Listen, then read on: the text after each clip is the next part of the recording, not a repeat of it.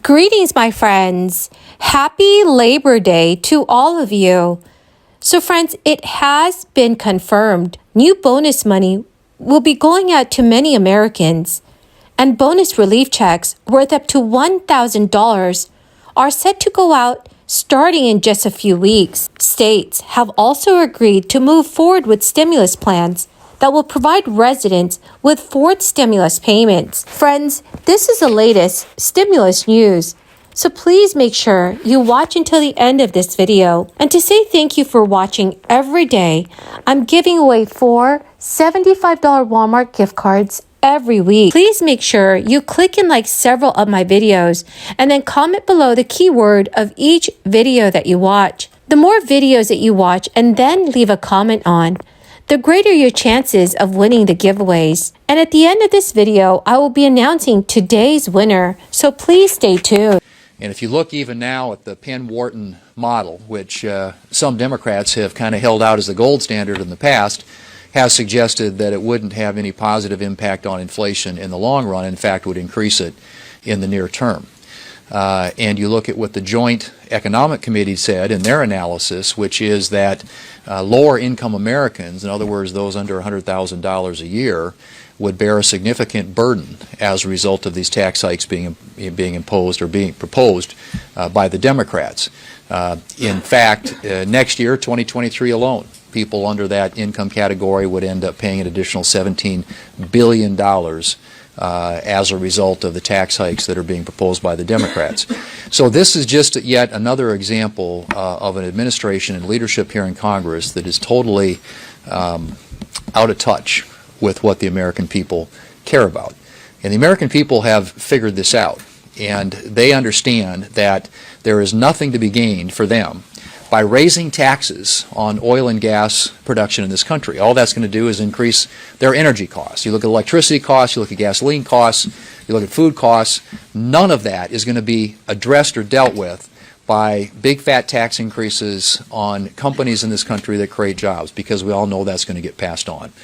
And so this is an opportunity by the Democrats for them to advance an agenda, which they've been trying to get at for a long time, a green climate agenda that massively increases spending, $60 billion on environmental justice, for them to define that later, and several billion dollars on urban trees, and tax credits for rich people in this country. If you want to buy an electric vehicle, if you're rich enough to buy an electric vehicle, an $80,000 vehicle, and you make up to $300,000 a year, you can get a tax credit to buy. According to state officials in Connecticut, healthcare workers, grocery store employees, and other private sector employees who staffed vital services during the first 2 years of the crisis can begin to apply for up to a $1,000 bonus from the state. But it will not be clear until early October whether applicants will receive as much as $1,000. That is because legislators and Governor Ned Lamont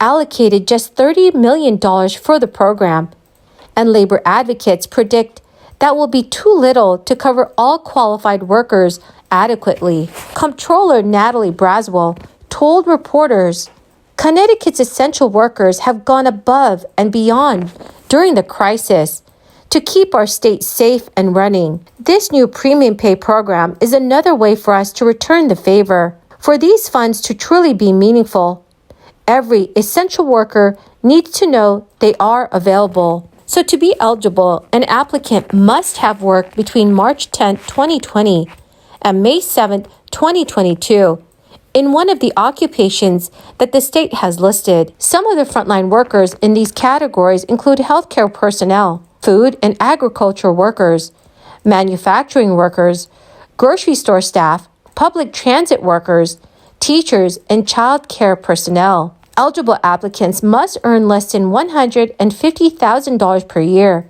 and cannot be employed by a federal or state entity. Full-time workers who earn less than $100,000 can apply for a $1,000 grant. Those earning more than $100,000 but less than $150,000 are eligible for grants on a sliding scale, ranging as low as $200. Part-time employees working less than 30 hours per week can apply for a $500 grant. The application period will run into October 1st, 2022. And the goal is to process requests within a 60-day window. Also, friends, there is some big news from the home improvement company, Lowe's. The company has announced that it will provide $55 million in bonuses to its hourly frontline workers to help with the burden of high inflation.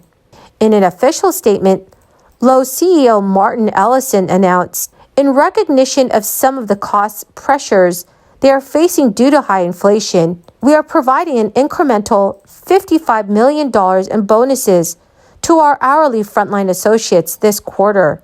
These associates have the most important job in our company, and we deeply appreciate everything they do to serve our customers, to deliver a best-in-class experience. Though there has been a slight decrease in gas prices and travel costs recently, the high impacts of inflation, which hit a 40-year high this summer, are still affecting millions of Americans, making it tougher for families to afford groceries and other essential goods.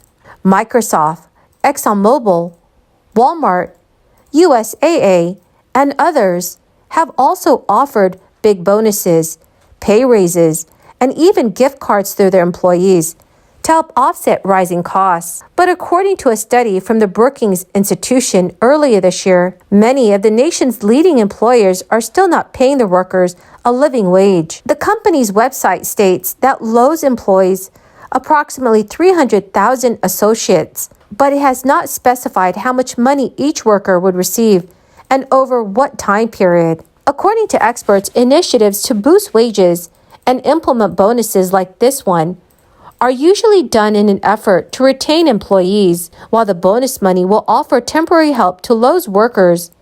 It is not as useful as a salary raise. One expert has said that these extra incentives are not without consequences. When companies move to increase wages or add bonuses, it can lead to higher sticker prices at the store, intensifying the effects of inflation. So friends, do you think that more companies should provide their employees with bonus checks?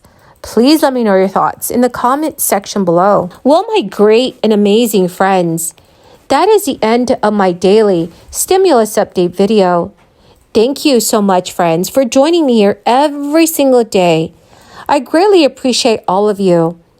The winner of today's Walmart gift card giveaway is Antonio Simmons.